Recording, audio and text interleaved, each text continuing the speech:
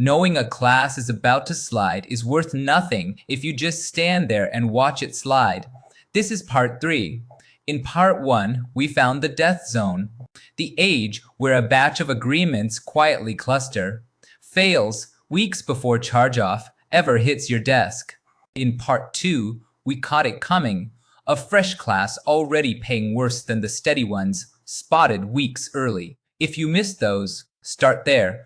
This builds straight on them. Now, a class isn't one number. It's a whole group of accounts that signed the same month, and they are not all in trouble. A few are wobbling, the rest are fine.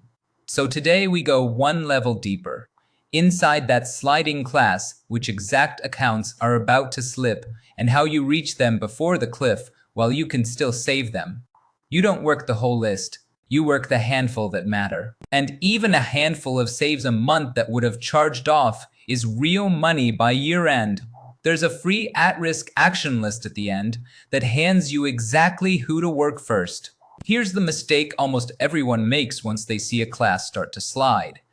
They panic and blast the whole group, call everyone, text everyone, reach out to the good payers right alongside the ones in trouble. That burns your people out. It annoys the customers who are going to pay anyway, and it still misses the accounts that actually needed you.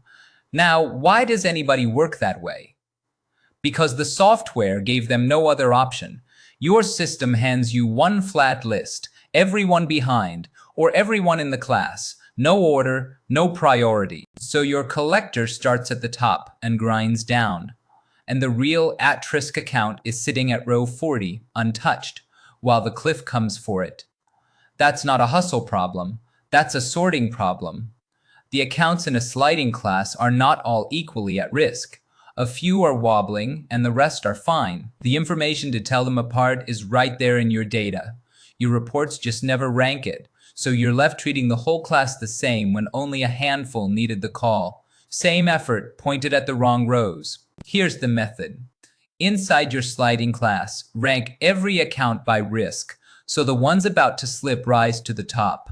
3 signals do most of the work, and all 3 come straight from those payment reports. The tracker reads them off the date. You don't score a single one by hand. 1. How much of their free time they've already burned. Free time is the grace they get before a late payment really counts against them, and the tracker measures how hard each account leans on it, straight off the payment dates. An account that pays late, but just inside that window, month after month, has used up its cushion, nothing left to lean on when a real miss comes. 2. A rough first payment, not a day or two late, one that slipped past the grace window or never landed at all. That's the earliest tell there is. If they couldn't clear payment 1 clean, they're flagged. 3. How far behind they are right now. The account's already missing a beat. A payment or 2 slipped, are the ones dragging the class down, and they're who the cliff takes next. Now, the first 2 fire before an account ever misses. They're early warnings. The third is the one already slipping. Score each account on all 3, highest risk first. And that's how a customer who's still current but out of cushion rises up the list before they ever fall behind. That's your list. Now the timing, and this is the whole point. You work that list before your cliff, before the death zone. The target is simple. Reach the top of the list while the agreement is still alive enough to save. After the cliff, you're recovering. Before it, you're keeping. Same account, completely different outcome, and the only difference is when you called. Let's build the action list. It runs on the same 2 reports. Every payment scheduled and every payment collected. Scheduled in the first, collected in the second, with 2 fields in your scheduled export this time. Each agreement's sign date and the customer name, so the list comes out with names. And if your export is thin, no sign date, just account numbers, it still works. It ages the class off the first due date, and you match the names from your roster in a minute. That payment history is what powers this. So go to the at-risk tab. Here's what's different. You don't hand score a single account pointed at the sliding class. That's the negative vintage gap from part 2. The young one that hasn't hit month 4 yet. And the tracker scores every account in it on all 3 signals, straight off the payment dates you already pasted. Free time used, how hard each account leans on its grace window.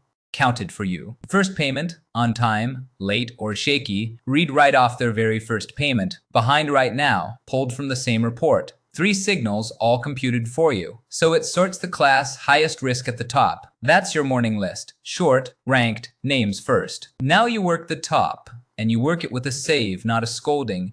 3 plays. 1. A renewal nudge, a friendly heads up that their next renewal payment is coming up before they slip on it. 2. Move the payment date to land on their payday. A lot of the misses you see won't pay. They're wrong day. Fix the date and the payment shows up. 3. A short courtesy call. Not a collections call, a how's it going call, this week, while they're still current. You're not chasing money that's late. You're keeping money that's about to be. And because the list is ranked, whoever works your past, dues spends the hour on the handful at the top, not the whole class. Now run the math. Save a handful out of a sliding class, month after month, and across a year that adds up to real money still on the books instead of charged off. That's not a rounding error. That's a real number on your year. Great things to watch once you're working the list. First, watch your save rate inside the targeted class.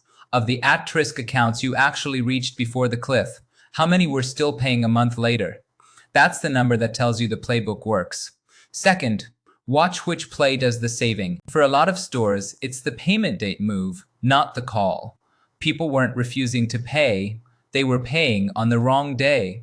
Lean into whatever's landing. Third, watch the window, not just the names. An account you reach in week 10 is far easier to save. The same account at the bottom of the cliff barely moves. Earlier always wins. Now, here's the habit. The day your reports refresh each month, open this tab and point it at your sliding class. The call list is already ranked. No sorting, no guesswork. Then your hour goes to the work that matters. The calls, not the sorting. That's the whole vintage arc. Spot it, see it early, act on it. Next time we head back to the per number episodes, 1 metric, 1 report you already pull. Free ad. Risk action lists linked below. Point it at your sliding class and hand your people the ranked names tomorrow. This is the RTOAI Notebook. See you in the next one.